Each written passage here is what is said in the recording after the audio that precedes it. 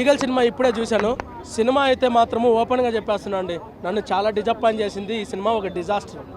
ఈ సినిమాలో మాస్ మహారాజా రవితేజ గారు తప్ప ఈ సినిమాలో ఏమీ లేదు. నేను పవన్ కళ్యాణ్ గారి ఫ్యాన్ అండి, ఒక పవన్ కళ్యాణ్ గారి ఫ్యాన్గా చెప్తున్నాను. దాన్ని ఏమంటారు, లోపల ఈ సినిమాలో కార్తిక్ ఘట్టమనేని గారు డైరెక్షన్ బాగుంది, అలాగే విజువల్ ఎఫెక్ట్స్ వాడడము ఇవన్నీ చాలా బాగుంది. దాన్ని ఏమంటారు, విఎఫ్ఎక్స్ ఆర్ట్స్ గ్రాఫిక్స్ ఎంత చాలా బాగా యూజ్ చేశారు. కానీ సినిమాలో మైనస్ ఏంటంటే స్క్రీన్ ప్లే ఎక్కడ దొబ్బింది అంటే, కేజీఎఫ్ లెవెల్లో ఎలివేషన్లు ఇద్దాం అనుకున్నారండి. ఓకే, కేజీఎఫ్ లెవెల్లో ఎలివేషన్లు ఇద్దాం అనుకుని నేను ఒప్పుకుంటాను. కానీ కేజీఎఫ్ సినిమాలో ముసలాయన ఎన్నిసార్లు కనిపిస్తారండి? ఫస్ట్ హాఫ్లో మూడు నాలుగు సార్లు కనిపిస్తారు, సెకండ్ హాఫ్లో 3-4 సార్లు కనిపిస్తారు ఎలివేషన్లు ఇవ్వడం కోసం. అంతేకాదు అని చెప్పేసి ఎలివేషన్లు ఇవ్వడం కోసము ఫస్ట్ హాఫ్లో 15 సార్లు, సెకండ్ హాఫ్లో 15 సార్లు కనిపిస్తారండి. ఇప్పుడు ఈ సినిమాలో అనుపమ పరమేశ్వర్ గారు 15 సార్లు కనిపిస్తారు. ఫస్ట్ హాఫ్లో 15 సార్లు, సెకండ్ హాఫ్లో 15 సార్లు కనిపిస్తారు. అసలు సినిమాకు మైనస్ ఏంటంటే ఆ క్యారెక్టరేనండి. ఈ స్క్రీన్ ప్లే ఎలా ఉంటుందంటే, కేజీఎఫ్లో ముసలాయన వచ్చేసరికి ఈ స్టోరీ ఎలా నేరేట్ చేస్తారో, గీతా గోవిందం సినిమాలో నిత్యన్ మేనన్ గారు, విజయ్ దేవరకొండ గారు స్టోరీని నడిపిస్తూ ఉంటారన్నమాట.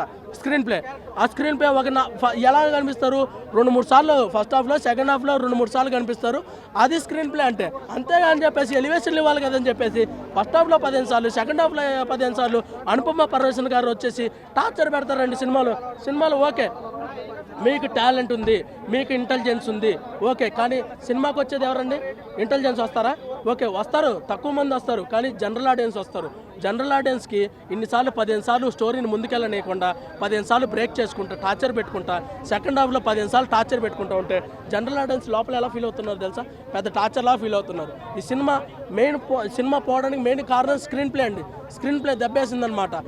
ఓకే, కొన్ని సీన్స్ ఉన్నాయి, ఓకే, నేను ఒప్పుకుంటాను. దాన్ని ఏమంటారు, బెలూన్ని గన్నుతో కాల్చి దాన్ని ఏమంటారు, తన లవ్ని ఎక్స్ప్రెస్ చేయడము, అలాగే కొన్ని దాన్ని ఏమంటారు, గేట్ని గన్స్ లాగా యూజ్ చేసి దాన్ని ఏమంటారు, టెర్రరిస్టులను కాల్చడము, ఇలాంటి సీన్స్ కొన్ని హైలైట్ సీన్స్ ఉన్నాయి.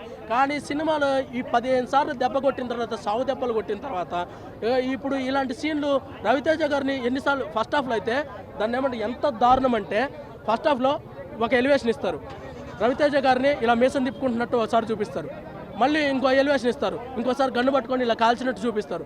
ఇలా రవితేజ గారిని ఇంకెప్పుడు చూస్తామా? ఫస్ట్ హాఫ్లో రవితేజ గారిని అసలు సరిగ్గా చూపించరండి, అసలు టార్చర్ పెట్టేస్తారన్నమాట. ఇంటర్వెల్ దాకా అసలు ఉండదండి సినిమాలో. దాన్ని ఏమంటారు, మైనస్ ఏంటంటే స్క్రీన్ ప్లే మైనస్.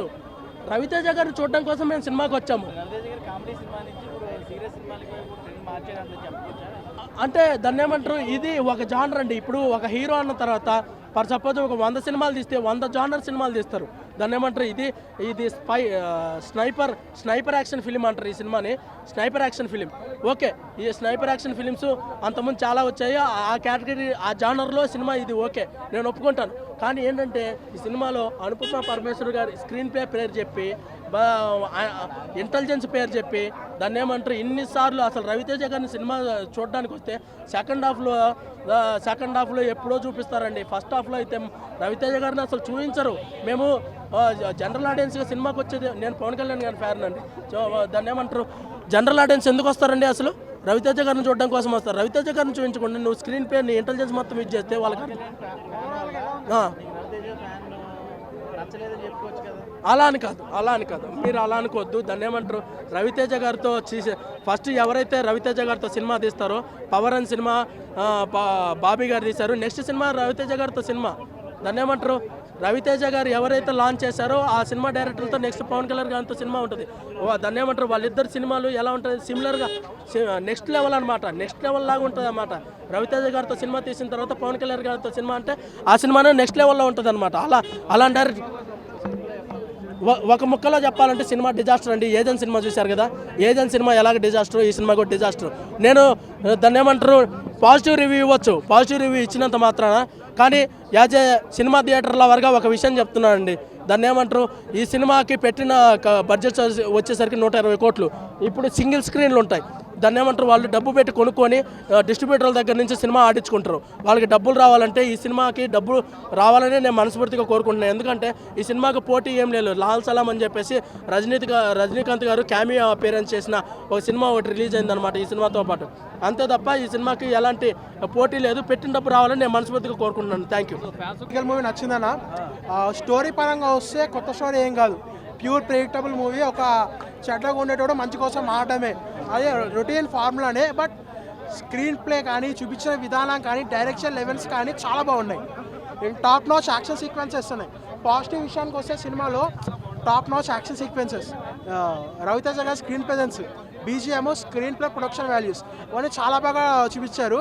అండ్ ఇంకా మనకి ఫస్ట్ స్టార్టింగ్ సినిమా స్లోగా స్టార్ట్ అవుతుంది. స్లోగా స్టార్ట్ అయిన తర్వాత ఎప్పుడైతే మనకి రవితేజ గారి ఎంట్రీని కూడా చాలా ఆపారు. మనకి ఎప్పుడు వస్తాడు అన్నట్టు చాలా గ్రిప్పింగ్గా చూపించారు. ఆ ఎంట్రీ సీన్ నాకు ఇట్లా ఆపే విధానం నాకు నచ్చింది అక్కడ.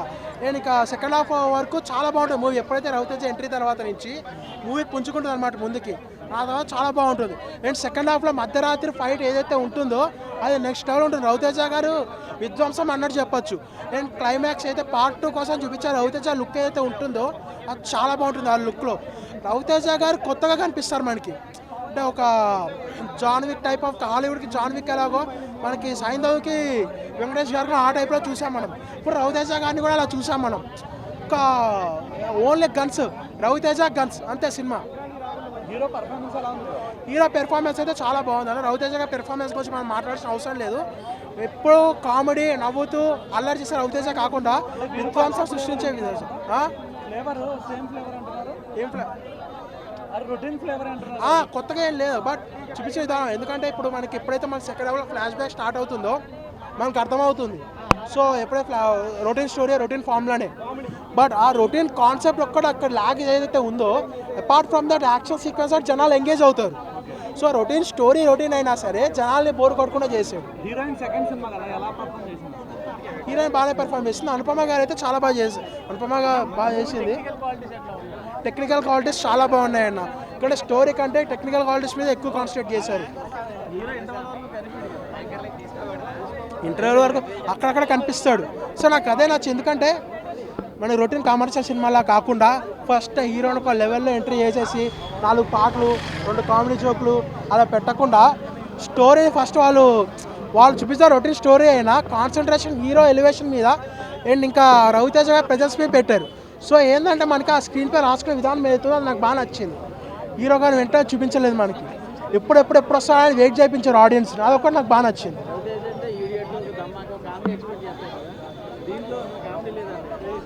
అలా ఇప్పుడు మనకి సినిమా చూసిన వాళ్ళు ట్రైలర్ చూసి వస్తారు, మ్యాక్సిమం పోస్టర్లు చూసి వస్తారు.